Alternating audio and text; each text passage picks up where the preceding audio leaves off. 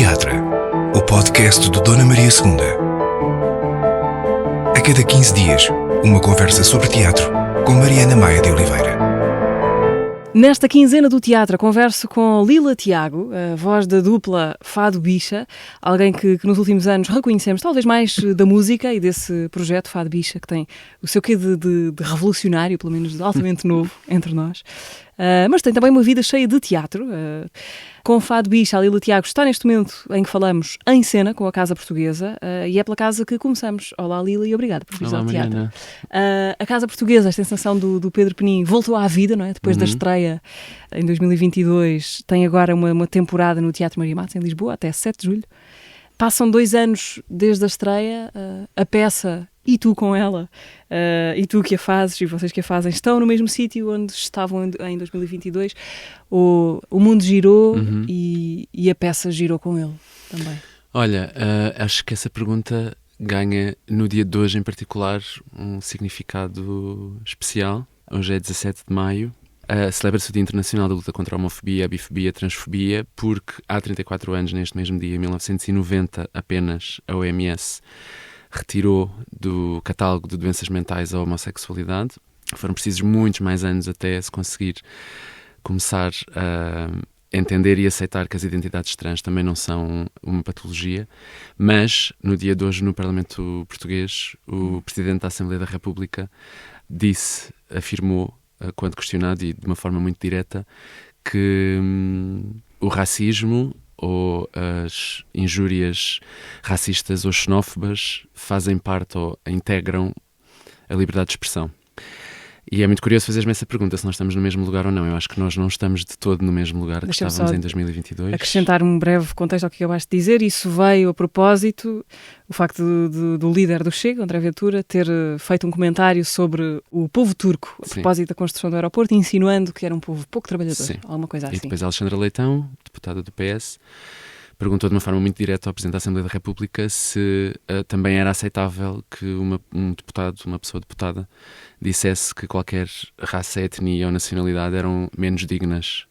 E ao que o Presidente da Assembleia da República respondeu, por mim, é aceitável.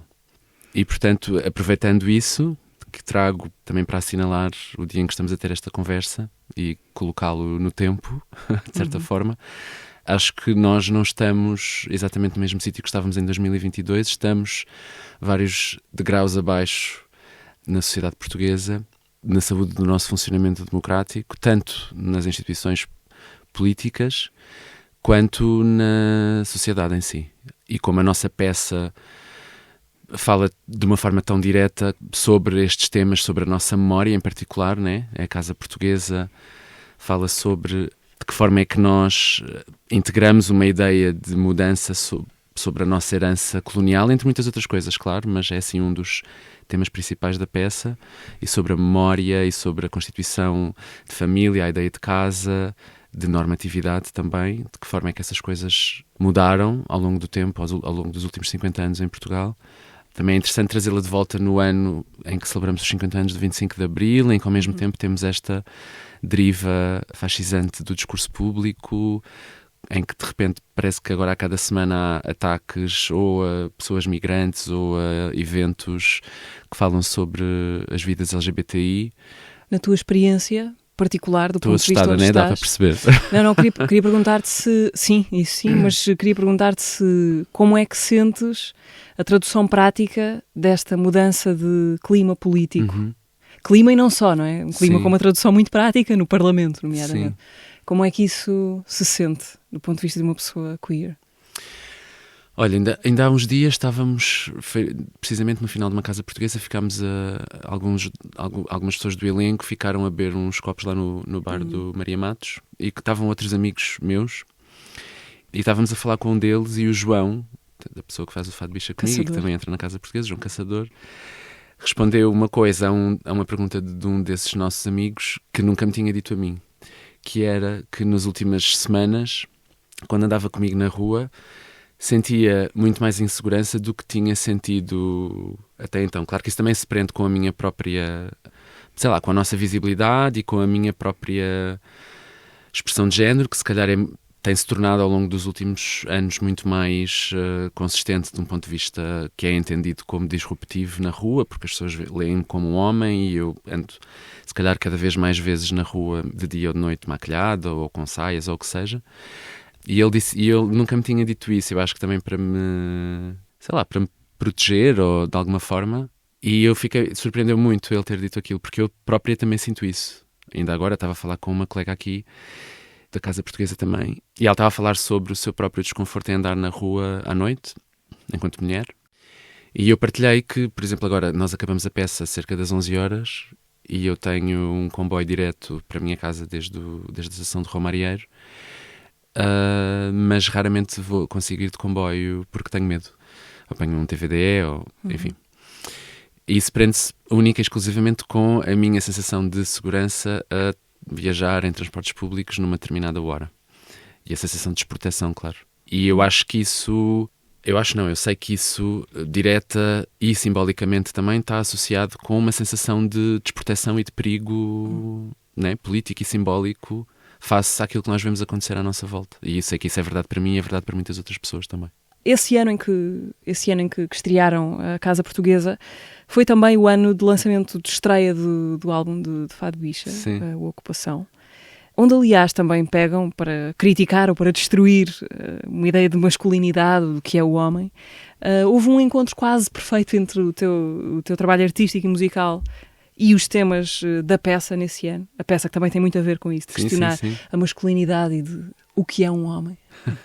Eu acho que foi precisamente por isso que o Pedro nos chamou. Aliás, o Pedro disse-nos que nós tínhamos sido as primeiras pessoas que ele tinha falado para o elenco, precisamente porque teve essa ideia de chamar a peça Casa Portuguesa, o tal fado, ou seja, que pegaria necessariamente na ideia do fado uma casa portuguesa, né? Esse fado...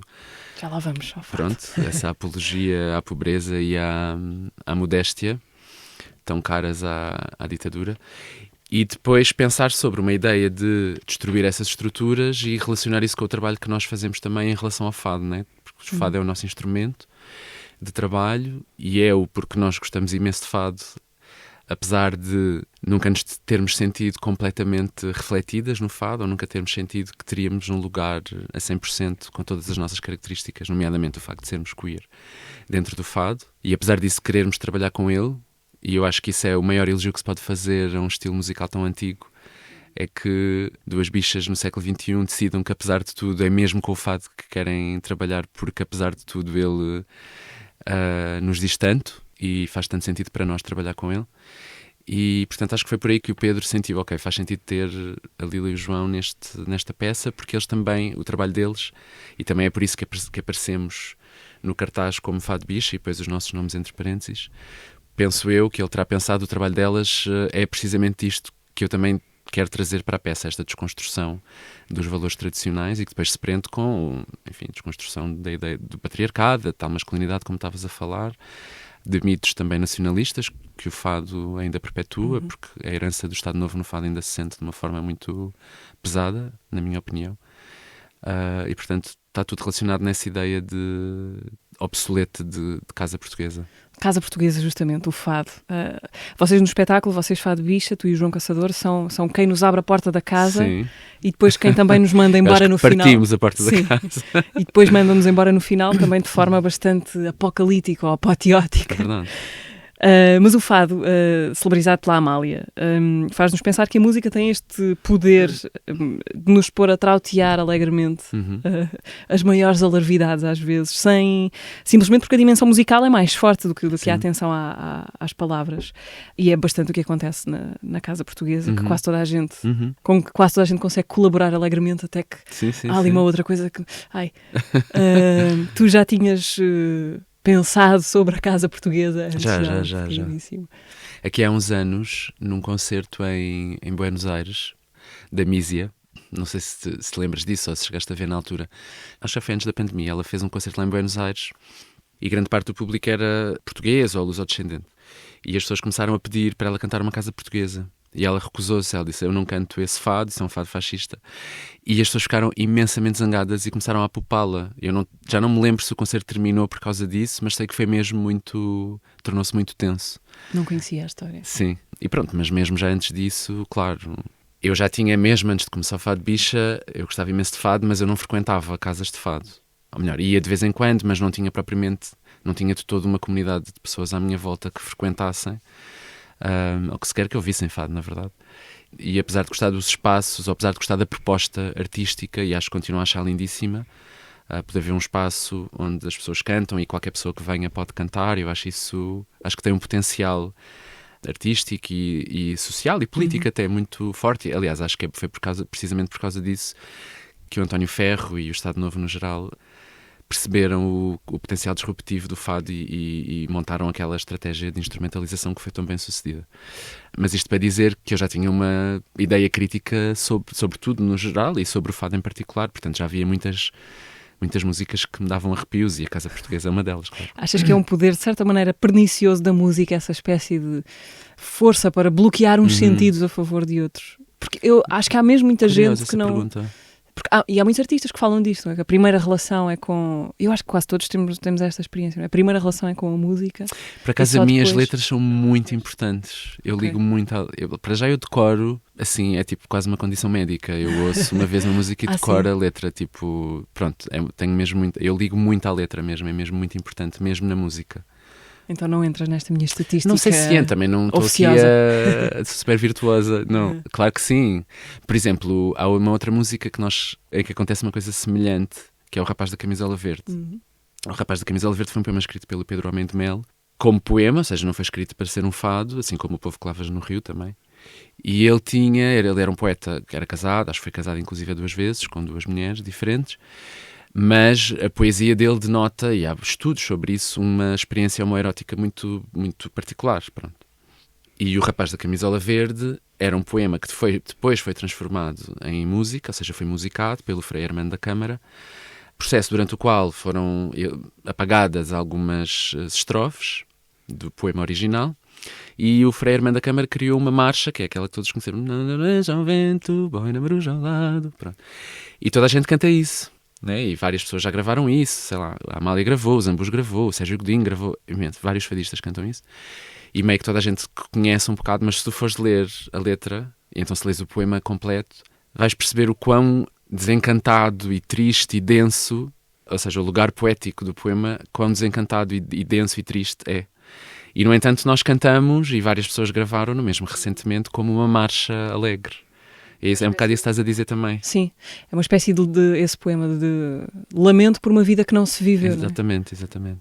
É um lamento por uma vida que não se viveu, ou seja, depreende-se que o lugar poético é de um homem velho, sim, a lembrar-se de um rapaz de camisola verde, muito provavelmente um trabalhador sexual, né, numa esquina, e meio que parece, pelo menos da forma como eu interpreto e nós interpretamos, é um pouco como se aquele rapaz representasse tudo o que ele não pôde viver, né? Tudo o que ele não pôde amar, tudo o que ele não pôde sentir, e de repente essa é a memória que fica lá cristalizada no passado, um rapaz com uma boina e a cabelo ao vento, com uma camisola verde. E é tristíssimo, mas claramente aí acontece o que estavas a dizer, a música atua e as pessoas cantam. Eu não percebo muito bem, na verdade. Há uma espécie de dissociação. Há uma dissociação, sim. Canta-se as palavras, podiam ser aquelas ou podiam ser outras, mas a música em si é o que estás a dizer um bocado, a melodia já tem um lugar na cabeça antes da letra, então o que quer que esteja lá escrito, desde que não seja muito escabroso, sim, make you go along e with então it. se for em inglês, ainda mais, essa claro, relação ainda mais língua, distante. Imagino, sim. Sim, inglês é outra língua. O momento final do espetáculo, a canção final, queres explicar o que é que fizeram ali? Como é que chegaram àquele dinamitar épico da Casa Portuguesa do Fado? Eu adoro. Eu estou a peça inteira. Não, eu também gosto de fazer. Eu gosto de todas as partes. Aliás, eu gosto da peça inteira, mas gosto muito das minhas partes todas. Mas aquele momento final dá-me um gozo particular. E eu consigo. E muitas pessoas também dizem, tipo, aquele momento final, ou tipo, deixa-me a chorar, ou fico toda arrepiada. Porque é muito potente. É muito potente, já. Então, o Pedro queria terminar a peça connosco, comigo e com o João. E queria que fosse um momento musical, isto já desde o início, na cabeça dele. Quer dizer, é um momento musical e depois termina com o som de um prédio a desabar, né? Mas que de certa forma está integrado na música, ou faz parte da música, é o epílogo. E a ideia era que fosse alguma coisa um pouco decalcada de uma casa portuguesa, como que simbolizando um reescrever da casa portuguesa, pronto, tanto ao nível musical quanto ao nível lírico. E pronto, o João compôs a música, que é meio que decalcado, mas não tem samples nem nada, é só a estrutura é meio que decalcada da casa portuguesa. E depois eu escrevi a letra. E ele deu-me carta branca e disse, olha, um bocado essa ideia de pegares numa ideia do que seria descrever uma casa portuguesa e transportar isso para o futuro, que casa portuguesa é que queremos depois disto tudo que se falou durante a peça, né? E pronto, então tivemos a ideia, eu e o João, de começar com 4 paredes caídas, em vez de 4 paredes caiadas, por dar logo o mote da relação com a música original, né? E com a ideia de destruição. E por cima do Caiadas para o Caídas, caiu só uma letra. Caiu só uma letra, portanto, veio que nem ginjas. E pronto, e depois foi só pensar o que é importante para nós numa ideia de nova casa. Aliás, a música, nós vamos lançar a música. Ah, sim? Sim, e chama-se Novas Casas Portuguesas, também como referência às novas cartas. Ah, que belo título. Sim, eu também gosto. E pronto, na verdade é uma letra bastante simples, mas que encerra alguns... E depois há uma parte em que eu vou sempre mudando, se calhar isto não sabes. Não. Mas eu não sei qual foi a que tu ouviste. Já foi há algum tempo, foi na altura da estreia. Pronto, portanto, mas a minha eu memória... vou recuperando e Tem usando outras bastantes coisas. Mas há um verso que é... O mais comum é adeus, igreja e herança.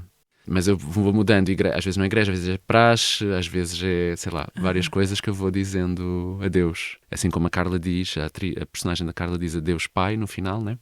Então um bocado trazer esse chavão do adeus e ir dizendo adeus a uma série de coisas. Mas depois a seguir digo, tem tudo para vingar, e obviamente de uma forma irónica. E pronto, é assim meio é bastante jocosa, mas ao mesmo tempo tem várias ideias daquilo que nós... nem Deus nem falo, despedida de troféus coloniais, portanto, claramente as ideias em si não são... não é uma brincadeira, mas tem um lado jocoso e depois é mesmo muito... Fica muito potente. Eu acho que também ou o João ou a Guida puxam ali pelo som de uma forma que é mesmo para as pessoas ficarem todas arrepiadas. E eu puxo pela voz também, sim. É ali um momento mesmo de ir com tudo, não é? Sim. Vai ter bichas esta casa portuguesa.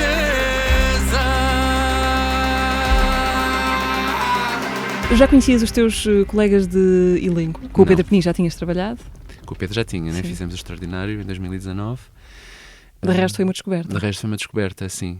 Quer dizer, não conhecia pessoalmente, né? Claro que sabia quem era o João e sabia que era a Carla. O Sandro não conhecia. E foi um processo super bonito também.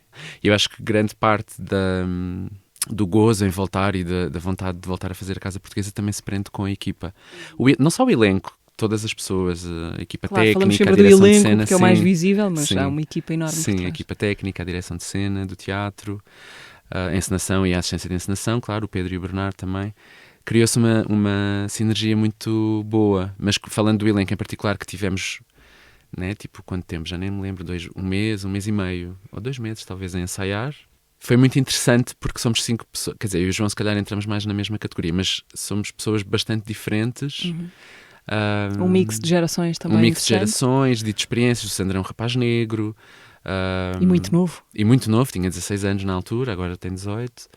E o João Lagarde, né, um homem mais velho, já um ator super estabelecido e muito respeitado e maravilhoso. Tipo, vê-lo... Nunca na minha vida eu sonhei que vinha a ter uma cena em que estou na mesma mesa com o João Lagarde. Que o João Lagarde. Que referência é que tinhas dele, só por curiosidade? Tinhas assim alguma coisa que fosse para ti a representação do João Lagarde? Sei lá, eu lembro muito do Adeus Pai. Uhum. Pronto. E eu achei muito curioso na peça, até achei que fosse uma coisa propositada. Quando a Carla diz Adeus Pai.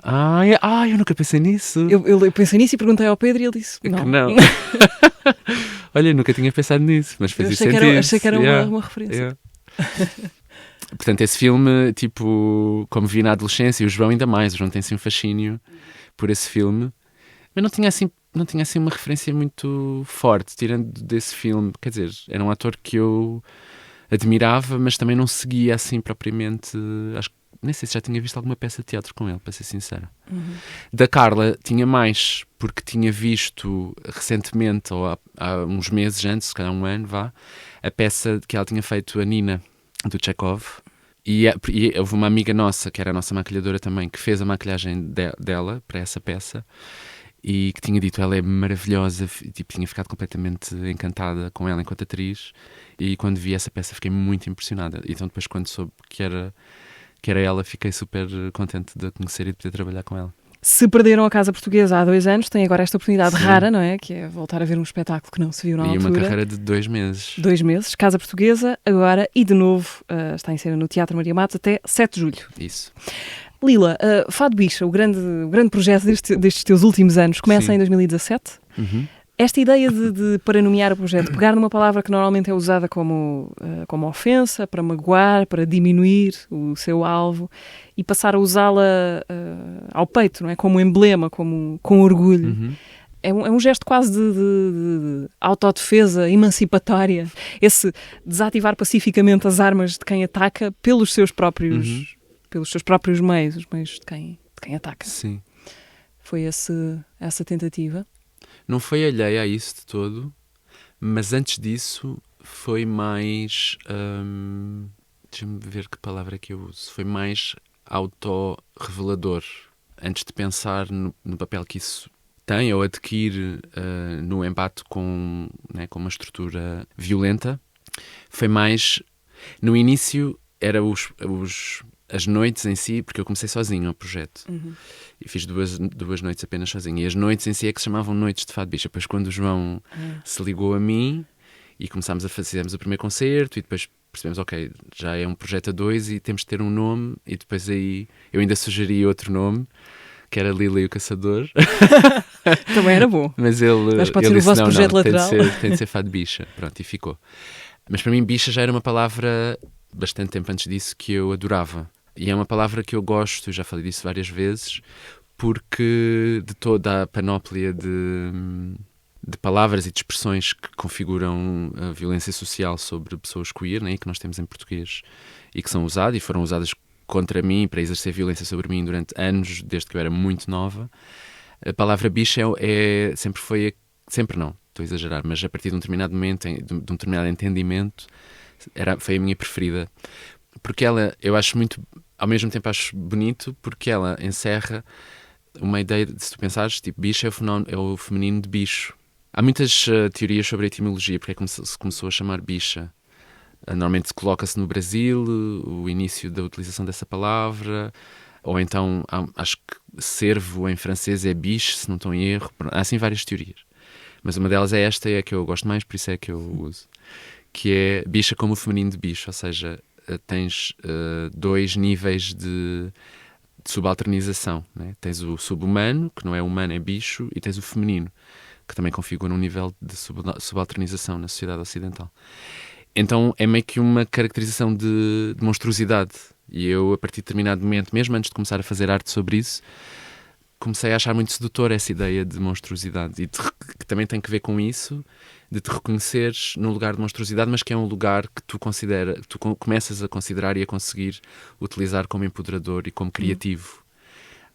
E como o trabalho tinha muito que ver com isso também, o trabalho de Fado Bicha, quando comecei a fazê-lo, porque era um não lugar, né? Aquilo que nós começámos a fazer era um não lugar, era uma coisa que não existia, que nunca tinha sido, pelo menos desde tempos que há registro. Nós temos a fantasia de que há 200 anos na Moraria poderá ter havido um lugar onde pessoas como nós poderiam cantar fado, mas não temos registros sobre isso. E foi criar uma possibilidade a partir de um não lugar, de um lugar de exclusão, de um lugar de violência que acontece na sociedade em geral e na arte também em Portugal, porque a arte queer em Portugal é cronicamente inexistente, subrepresentada, subvalorizada, invisível, e no fado ainda mais, né? Com toda esta herança que eu já há pouco falei um bocadinho do Estado Novo, e de uma ideia de tradicionalismo, de normatividade, de conservadorismo, que ficou associado ao fado. O fado não foi sempre assim, pelo contrário. Então criar um lugar onde pessoas como nós possam cantar fado da maneira que lhes apetecer, tanto a nível lírico, como a nível da expressão de género, como a nível musical também, configura de certa forma um lugar de monstruosidade, porque é quase arrancar de um sítio onde não há qualquer coisa do chão. E... É interessante porque esse desarmadilhar da palavra, de certa maneira, é também um pouco a história da palavra queer, não é? Que começa por ser sem dúvida, sim, começa por ser uma coisa pejorativa e que depois é apropriada pela comunidade. Já que estamos nos nomes, o teu nome Lila também tem uma história parecida nessa tua evolução da relação com ele. Como é que passa de ser o teu apelido paterno, não é? Pelo que já contaste noutros momentos, um nome que dava asa a bocas dos miúdos por ser um nome, ou parecer um nome feminino. Como é que passa disso para ser orgulhosamente o teu nome próprio? Começou por ser... Bem, tem toda essa história, né? Eu tinha muita vergonha desse nome, porque tinha vergonha de mim própria e porque existir no espaço público foi durante muitos anos muito duro para mim, enquanto criança e adolescente, e esse nome era só mais um vetor de violência. Então era um nome que eu meio que me sentia muito desconfortável e que tentava esconder. E já mesmo a entrada na idade adulta não tinha uma relação muito pacífica com ele. E depois quando surgiu esta ideia de fazer o Fado Bicha, de começar a fazer o Fado Bicha, meio que foi quase óbvio para mim, logo nessa altura, que esse era o nome certo. Teve um caráter de recuperação de um lugar de vergonha. Teve um caráter subversivo também, que é usar o nome do pai desta forma. E, por exemplo, na minha família isso não foi um pouco tenso. Quer dizer, muitas outras coisas também, mas isso também foi tenso, eu usar esse nome. Mas a partir do momento em que eu tive a ideia, aliás, quando surgiu a ideia, sabes quando a ideia surge... E ela não pode não acontecer. Ela já se apresenta como, tipo, óbvia. E a partir daí, pronto, e depois no início era muito meio que uma ideia de alter ego, né, que eu usava nos concertos, e pronto, e depois à medida que o tempo evoluiu e o projeto Fado Bicha e a minha experiência dentro do projeto também me ajudou muito a mim própria no meu processo, que já tinha começado antes de entendimento do meu género e da forma como evoluiu, a maneira como eu entendo o meu papel no mundo e a forma como me sinto mais confortável em ocupar o mundo e o espaço público e privado. O nome foi se instalando, pronto, e a partir de determinada altura tornou-se óbvio para mim, e mesmo para as pessoas à minha volta não foi de todo surpreendente para ninguém. Isto já foi há alguns anos, quando eu disse, olha, o meu nome a partir de agora é Lila mesmo. E para a maioria das pessoas próximas de mim foi, claro.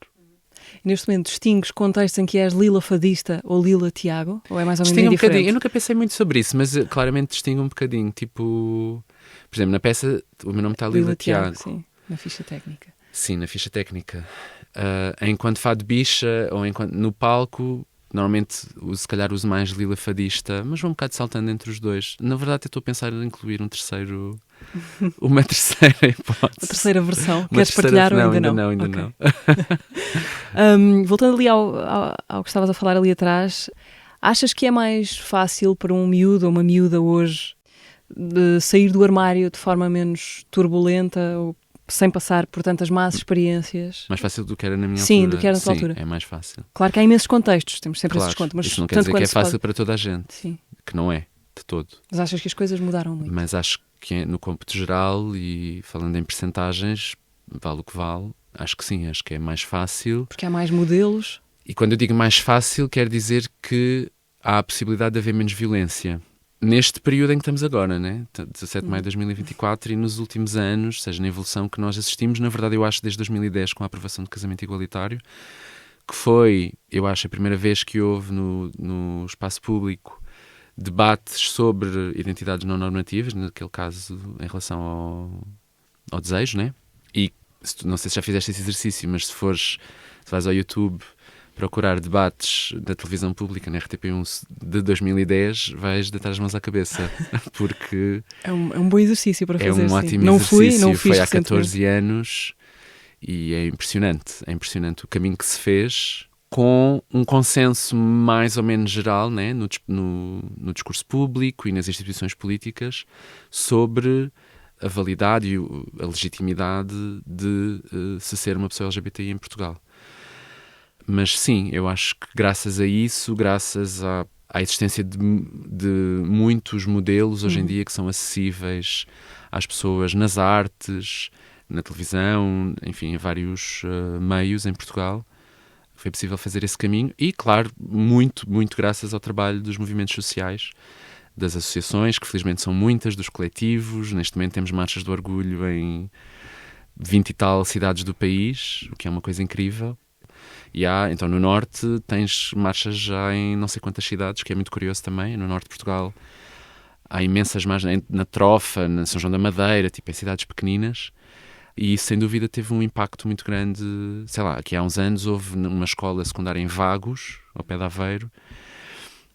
Havia 2 namoradas no ensino secundário que foram chamadas ao diretor da escola, e o diretor, enfim, aconselhou-lhes decoro, e os alunos juntaram-se e fizeram um flash mob. Sei lá, 100, 200 alunos da escola juntaram-se e fizeram um flash mob de apoio às 2 raparigas, e emocionou-me imenso. Tipo, isso na minha altura seria absolutamente impensável. Já seria impensável 2 namoradas estarem aos beijos na escola. Mas mesmo que isso acontecesse e que fossem chamadas ao gabinete do diretor, seria impensável que a escola se unisse daquela forma. E é ótimo, e temos mesmo de nos agarrar ao progresso que conseguimos atingir, e isso faz também por defender as instituições públicas e a forma como elas conseguiram integrar esse discurso. E nós vemos, por exemplo, ainda há pouco tempo, não sei se não foi ontem, o Luís Sousa Ferreira partilhou no Instagram, ele partilha isso assim, um mapa da Europa em que cada país tem uma cor, sabes? E, de acordo com determinados critérios. E daquele era a percentagem de pessoas na Europa que acha que uma mulher trans tem os mesmos direitos que uma mulher cis. E Portugal estava vermelho e alinhado com quase todos os países do leste da Europa. E a legenda dele, que eu acho que foi simples, mas muito eficaz, é muito curioso, se fosse em relação à legislativa, aos avanços legislativos ou à proteção legal, Portugal estaria do lado do Ocidente, mas em relação às opiniões e à prática social, está do lado dos países mais retrógrados. Eu não sei se isso se aplica a tudo, com certeza não se aplicará a tudo, mas achei muito curioso esse dado.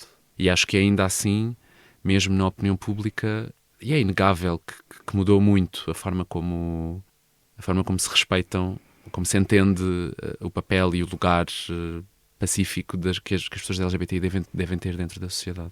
Mas isso é muito frágil também. Estava a lembrar, há um livro que foi publicado há muito pouco tempo em Portugal, de uma escritora trans espanhola chamada Alana S. Portero. O livro chama-se Maus Hábitos, e ela é sobre a experiência dela e da sua descoberta de si própria, e ela descreve, a dado momento, por várias vezes, até no livro, a sensação de ser uma criança estranha aos olhos dos outros e de ouvir, e de uma família até carinhosa, mas de ouvir as coisas horrorosas que os adultos diziam sobre as pessoas de quem ela se sentia próxima, secretamente, não é? Queria perguntar se tu tens isto também na tua experiência, essa coisa de ser uma criança a assistir meio apavorada ao mundo dos adultos e àquilo que eles pensam sobre ti, sem saberem que tu também és aquilo de que eles estão a falar. Na minha família não havia muita expressão de homobitransfobia ou de racismo assim declarada.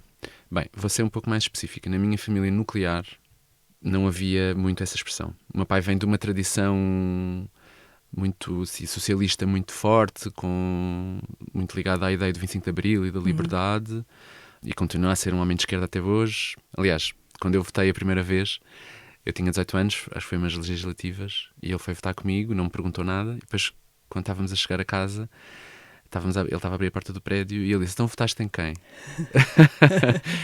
E eu disse: votei no Bloco de Esquerda. E ele disse assim: é normal, até aos 30 anos, sabes essa? Não. Até aos 30 anos, quem não vota à esquerda não tem coração. E depois dos 30 anos, quem não vota à direita não tem cabeça. E eu disse assim: mas tu continuas a votar à esquerda. Na altura eu ainda achava que o PS era de esquerda. Mas continuas a votar à esquerda. E ele encolheu os ombros. Eu até hoje aceitou a derrota só. E eu até hoje me lembro dessa. Não sei, foi ali um bom momento de conexão. Portanto, eu não tinha muito isso. Eu era muito apavorada na escola e na rua, mas era por pessoas da minha idade, ou rapazes da minha idade, ou rapazes um bocadinho mais velhos, e depois tudo o que eu dependia da sociedade dos adultos propriamente dita no que toca a essa violência, e na minha aldeia também. Onde? Que é no Ribatejo, é uma aldeia do concelho de Rio Maior. Pronto, é uma aldeia onde moram 400, 500 pessoas, e aí sim, havia violência queerfóbica muito aberta, não só dirigida a mim, como geral também. Portanto, para qualquer pessoa queer a crescer é muito... Nós depois crescemos, e principalmente pessoas cis-hetero, depois crescem e talvez meio que se esquecem, porque não sofreram isso com a violência que obviamente as pessoas queer sofreram na infância e na adolescência, então mesmo que tenham percebido na altura, depois também nós mudamos, né? Não pensamos o mesmo agora que pensávamos há 30 anos ou há 20, então meio que as pessoas meio que se esquecem, mas ela é tipo ubíqua, é mesmo. E quando tu estás dentro do armário, quando tu estás completamente desprotegida porque és uma criança, és uma pessoa adolescente, que não consegues falar com ninguém, é porque eu sofria violência na escola, mas eu não podia chegar a casa e pedir ajuda, não podia pedir ajuda de ninguém, porque ser gay, ou ser queer, ou ser trans, então, enfim, era outro universo, mas ser qualquer coisa nesse universo, nesse universo que eu sabia que era impensável, equivalia à morte, basicamente, equivalia à ostracização. Eu lembro-me de ouvir coisas, sei lá, de ouvir piadas tipo, que nem eram sobre mim, sobre outras pessoas.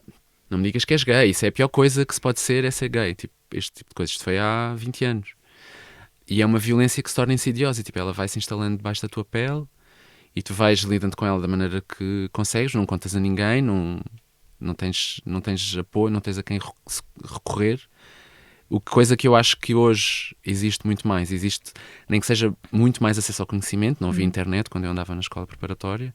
Há muito mais acesso ao conhecimento, há muito mais, e, consequentemente, muito mais acesso a uma ideia, a um entendimento sobre a violência, um entendimento sobre que a violência não é aceitável, a um entendimento sobre a validade das vidas das pessoas queer. E isso protege muito, mesmo que à mesma não tenhas ninguém a quem recorrer num determinado momento ou numa determinada situação. Teres acesso a esse tipo de conhecimento online, a outras pessoas... Perceber que há outras pessoas. Para mim não havia mais ninguém. Havia os que tinham todos morrido de sida uns anos antes. Para mim, né, e para as pessoas da minha geração, e então para as gerações para trás, nem se fala. Então tem muito a ver com isso. Isso transforma-se quando? Quando vais estudar? Quando é que essa... A mim particularmente? Sim, essa ideia de estar sozinho no mundo, quando é que isso se começa a transformar para ti? Sim, na faculdade, talvez. Quando vais estudar Psicologia? Eu estudei Psicologia, sim. Chegaste a exercer alguma espécie sim. de...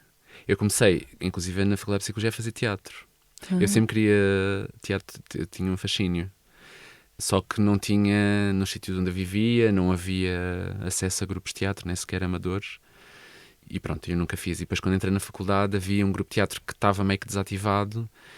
E eu quis logo entrar e fiz parte do grupo de pessoas que reativou o grupo de teatro da Faculdade de Psicologia e depois fiz até ao fim do mestrado, portanto fiz para aí 7 anos ainda, 6 anos de teatro e foi maravilhoso, foi das minhas melhores memórias da faculdade, foi as peças que fizemos. Vocês faziam tudo? Tinham alguma espécie de encenador? Tínhamos os primeiros 2 anos foi a Ana Lacerda e depois começámos a trabalhar com o João Cabral e a Rosa Coutinho Cabral, que é cineasta, o João Cabral ator, e eles foram os nossos encenadores durante uns anos. Yeah. Depois dessa experiência no teatro em Psicologia, deixas em pausa a tua vida enquanto atriz. Sim. E vais para fora de Portugal, é aí? Sim, eu comecei a trabalhar como psicóloga. Como psicóloga, sim. Fiz um estágio profissional e depois fiquei a trabalhar numa IPSS. Foi uma experiência muito perturbadora, enfim, um ambiente de trabalho... Enfim, nem quero falar sobre isso, mas não foi boa. Ainda fiz uma peça enquanto já estava a trabalhar, portanto foi a última que fizemos, depois nós já todos tínhamos saído da faculdade, então fizemos um grupo fora, meio que semi-profissional, e fizemos uma adaptação linda e muito trabalhosa e difícil do livro Bartleby, do Herman Melville, e apresentámos na LX Factory e depois no Teatro do Bairro. E pronto, e foi o Canto do Cisne, depois não fizemos mais nada. Como é que se chamava esse grupo? Eu gosto sempre de saber os nomes. Artivício. Artivício. Sim. Okay. E era das pessoas que estavam desde o início, do nosso início no grupo de teatro da Faculdade de Psicologia. E que somos amigas até hoje. Esse grupo criou assim um laço duradouro. E depois do trabalho entrei num doutoramento, mas estava deprimida, fiquei deprimida e não consegui fazer, então desisti depois passado um ano e fui para a Grécia, assim, aí fui para fora, fui fazer voluntariado, pensei, tenho de sair daqui ou não sei do que é que faço. E então comecei a procura de projetos de voluntariado, encontrei um na Grécia, em Atenas, trabalhar com uma organização antirracista que trabalhava com pessoas em situação de refugiado e pronto, e fui para lá. E depois fiquei lá 2 anos e meio. Ok, 2 anos e meio na Grécia. 2 anos e meio em Atenas, yeah. Foi bom esse tempo? Foi maravilhoso. Para além de ter sido maravilhoso, teve as suas dificuldades, como é óbvio, muita precariedade e etc. Mas foi muito importante e fulcral no meu caminho e no meu entendimento de mim enquanto agente político, porque foi um período muito particular sociopolítico da Grécia, porque isto foi de 2013, final de 2013 a 2016, portanto apanhou o referendo à União Europeia, toda a questão das pessoas refugiadas, dos barcos, da violência, do partido Aurora Dourada, o partido neonazi, que entretanto foi criminalizado e desmembrado, mas estavam no Parlamento na altura e com vários deputados, não tinham 50, mas já tinham muitos. E depois, como eu estava, não só na organização que eu estava a trabalhar, mas depois por outras pessoas que também conhecia, meio que comecei a ligar. Aí sim comecei, por exemplo, a ir a manifestações de uma forma regular. Eu aqui ia, mas não ia, nunca tinha estado envolvida num coletivo político, por exemplo, e lá comecei a ter esse papel. Lá também é uma sociedade muito interessante, porque tem muitos pontos em comum com a nossa, mas depois tem coisas muito diferentes, e politicamente é muito interessante. O envolvimento político. O envolvimento, sim, porque é mais intenso. Os extremos políticos, tanto de extrema-direita como de extrema-esquerda, são muito fortes, têm uma expressão muito forte. E isso cria tensões muito particulares na sociedade, e eu acho que, de certa forma, as pessoas... E eu fazia muitas comparações. Eu, na altura, percebi quão amorfa é a sociedade portuguesa em comparação com a sociedade grega em relação à política, em relação ao envolvimento político. E isto comparando, claro, as capitais, né? Eu vivia em Lisboa e estava em Atenas, não estou a comparar uma aldeia com uma cidade. Então foi um tempo muito rico para mim, tipo, desenvolveu-me muito em capacidade de análise, em capacidade de envolvimento político, mesmo em fazer coisas que eu se calhar antes não fazia porque tinha medo de consequências físicas ou de estar em situações de risco, e que lá fiz e que cá nunca tinha feito. Foi assim muito rico para mim o crescimento lá. E depois decidir voltar, foi tranquilo? Não foi nada tranquilo, tipo, foi no seguimento do referendo, depois os gregos votaram não, como tu sabes, e depois a União Europeia exerceu o seu poderio de várias formas, e uma delas foi cortar o financiamento da agência grega, que há uma em cada país, que organizava e distribuía os fundos que eram dados ao movimento associativo das ONGs. E então nós, por simplesmente, deixámos de receber. Eu ainda aguentei uns meses, fui gastando as minhas poupanças todas, e depois percebi que nunca mais, não sabíamos como é que ia progredir a situação, e que já não havia... Eu também não queria ficar lá a todo o custo, tipo, não queria ficar lá a trabalhar num call center, ou queria ficar a fazer uma coisa que eu quisesse, que eu gostasse mesmo de fazer. E percebi que isso já não era possível, então vim-me embora. Vim um bocado derrotada. Não queria voltar. Mas voltei. Ainda bem que voltei. Porque depois começa, desencadeia-se Fado Bicha. Sim. Qual foi o primeiro fado que fez sentido para ti? Que te lembras de ouvir em criança ou adolescente? O primeiro fado foi o Estranha Forma de Vida, sei. Sim? Sim. Lembras-te de circunstância? Não me lembro assim exatamente, mas lembro-me da sensação de... Porque eu lembro-me do fado ser muito aborrecido. Uhum. O meu pai não ouvia fado de todo. Aliás, pouca música ouve e ouvia. Mas pronto, ele é meio que está em todo lado, né? Ou pelo menos toda a gente tem algum contacto com ele, ou bastante contacto com ele enquanto cresce neste país. E eu lembro-me de ser muito aborrecido, de eu não entender, né? De ser uma coisa, de eu sentir como uma coisa velha, uma coisa datada. E lembro-me da altura, não do momento específico, em que, principalmente o Estranha Forma de Vida, de repente abriu-se uma porta na minha cabeça para um significado daquele fado em particular, e de todo um universo poético que ainda não... Pronto, que eu era muito jovem, eu devia ter para aí uns 13, 14, ou um bocadinho antes talvez, e de aquilo começar a ter... Eu conseguir começar a aceder ao significado poético desse fado. Portanto, foi através da letra. E pronto, e depois a partir daí encontrar um lugar de conforto no fado, em geral. O que é que terias perguntado ou dito à Amália Rodrigues se tivesses tido a oportunidade de privar com ela? É muito provável que eu só deitasse a cabeça no colo dela e chorasse. Para ela me fazer festinhas no cabelo. Porque é muito engraçado isso, né? Porque, sei lá, eu que era a Amália Rodrigues, né? Tipo, mas ao mesmo tempo, ela é um bocado... Por acaso, nós fizemos também, alguns no meu teatro académico, fizemos uma adaptação de um livro do Pirandello, que eu não sei se tu já leste, que se chama Ninguém e 100 Mil, que é um livro muito bonito, e nós fizemos uma adaptação para teatro, que é sobre um homem que... Isto vai ter que ver. Que é sobre um homem que logo no início do livro ou da peça, está a olhar-se no espelho, ele é casado com uma mulher, e a mulher pergunta-lhe, estás a ver já não lembro bem, estás a ver quão torto é o teu nariz? E ele diz, torto? O meu nariz não é torto. E ela, claro que o teu nariz é torto. E depois ela aproxima-se dele e olha, vês aqui. Pronto, e isto desencadeia à la Kafka todo um processo em que ele meio que se vai perder na ideia de eu sou eu, mas para aquela pessoa eu sou outra pessoa e para aquela pessoa eu sou outra pessoa, né? As projeções que nós fazemos, e cada pessoa tem uma ideia diferente de quem nós somos, claro, com muitas coisas em comum, mas também com algumas coisas específicas para cada pessoa. E agora estava a aplicar isso, quer dizer, a Amália para mim é uma projeção, é um entendimento do que eu faço da Amália, e nesse sentido eu choraria no colo da projeção que eu faço da Amália. Da Amália em si não faço ideia, né? Eu era muito jovem quando ela morreu. Lembras-te disso, desse momento? Lembro. Mas não, eu na altura ainda não tinha acedido. Ainda não tinha acedido ao fado, ao significado poético, e não me emocionou, sei lá, não me bateu na altura. Mas é claramente, pronto, é uma pessoa cuja obra e cuja vida, e o que se escreve sobre ela, o que ela escreveu sobre ela, por estranha forma de vida, foi escrito sobre ela, foi escrito por ela, que são uma inspiração, ou uma fonte de inspiração contínua para mim. Agora, o que eu lhe diria a ela enquanto pessoa, não sei bem, né? Obrigada, provavelmente. É sempre uma boa coisa para dizer, mas pronto, podias ter assim algum, acho que sei lá, comprovar qualquer coisa, não. Esclarecer-me o que é que ela quis dizer, não sei. Gostavas mesmo de Salazar? Se calhar perguntava isso. Se calhar essa era melhor não fazeres para não saberes a resposta. Deixo aqui um convite breve para quem não esteve no anterior episódio do Teatro para visitar a conversa que tivemos com a Patrícia Portela. Passei demasiado tempo preocupada em querer ser só uma coisa, para depois perceber que eu habito nos intervalos das coisas, eu e toda a gente. Por exemplo, vivia na Bélgica e em determinadas circunstâncias eu era internacional, portanto era chique, e noutras era imigrante, e a pessoa é a mesma. A minha grande questão é a greve, como forma de revolução.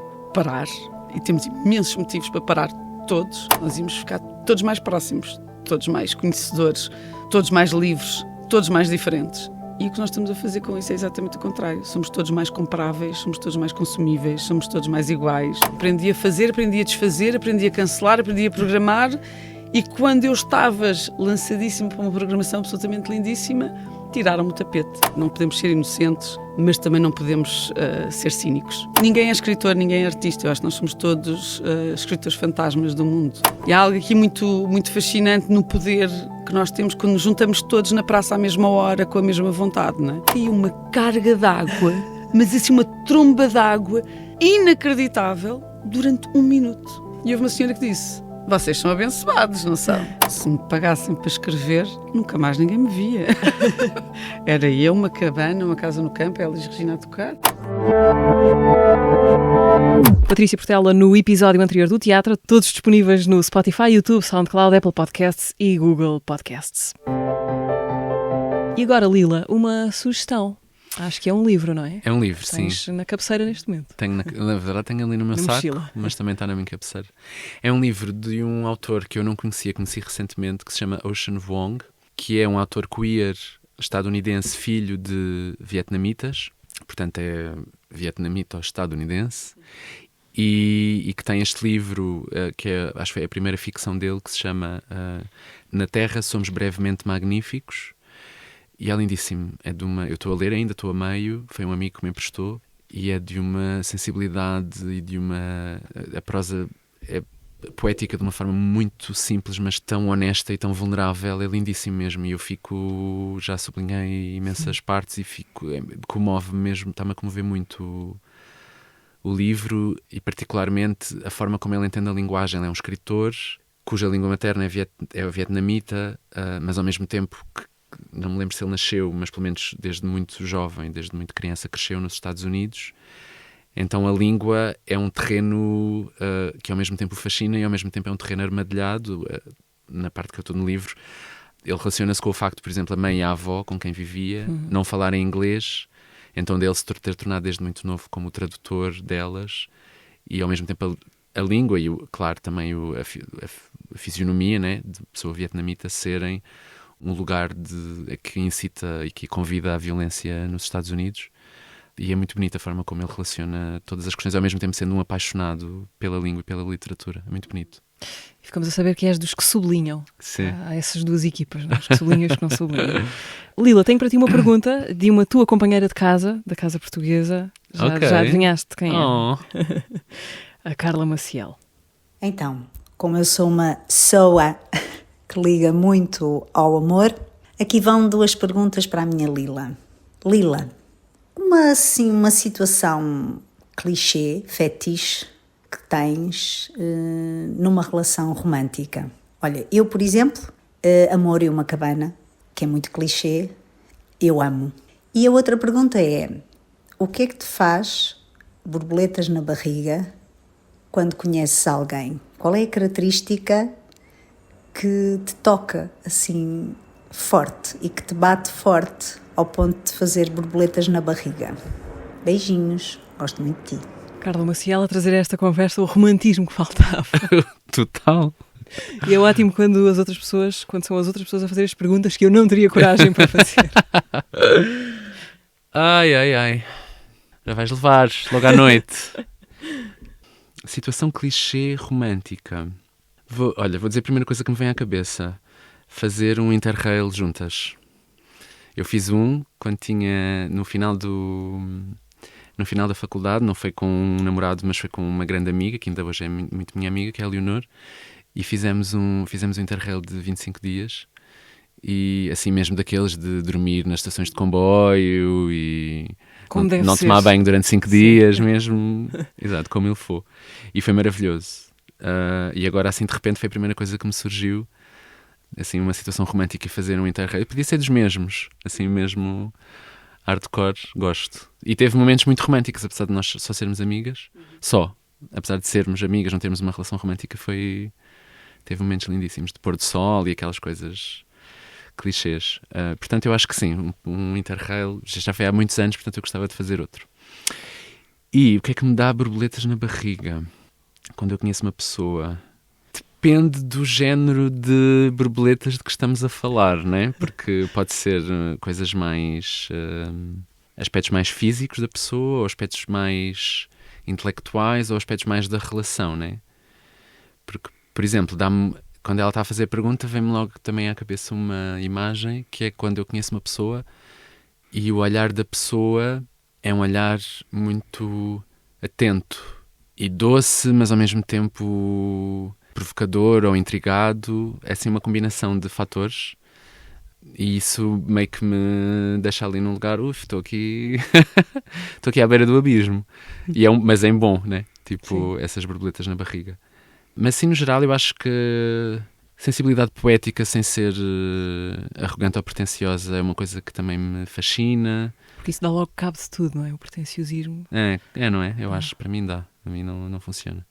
Claro, uma pessoa que tenha um pensamento político muito crítico e desenvolvido, à esquerda, também é uma coisa que me fascina. Uma pessoa muito empática também me fascina. Uma pessoa fofinha. Já sei. Uma pessoa que tenha ar de mazona, mas que depois se desmanche e seja bem fofinha. Adoro. Ok, chegamos aqui à resposta. Sim, é essa. À resposta lapidar. É essa, assino. Lila, tens algum ritual antes de entrar em cena e vais fazê-lo daqui a pouco? Não é cena especial, aqueço a voz, aqueço o corpo, faço aquilo que a minha primeira encenadora aos meus 17 anos me ensinou a fazer, aquecer o corpo desde a cabeça até aos pés, com os movimentos circulares, enfim, toda aquela ritualização. A mim ajuda muito a aquecer o corpo, sentir o corpo preparado. O João tem um ritual agora com a Casa Portuguesa desde 2022, que é ir à mesa de direção de cena e olhar para a câmara da plateia e ver as pessoas a sentar-se, mas isso a mim enerva-me um bocado, então eu tento, às vezes não resisto, mas tento não ir ver, e fico só a aquecer no palco, a mexer-me e a aquecer a voz. O que é que fazes com a voz? Um exercício simples? A mim ajuda muito a treinar a voz nasalizando-a.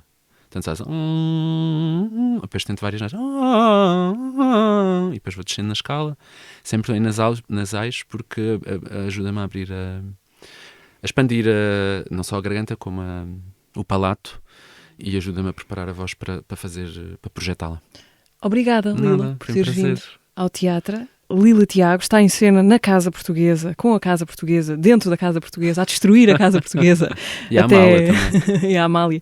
Até 7 de julho no Teatro Maria Matos, em Lisboa. Esta e outras conversas do teatro estão disponíveis no Spotify, YouTube, SoundCloud, Apple Podcasts e Google Podcasts. Voltamos daqui a 15 dias. Até lá.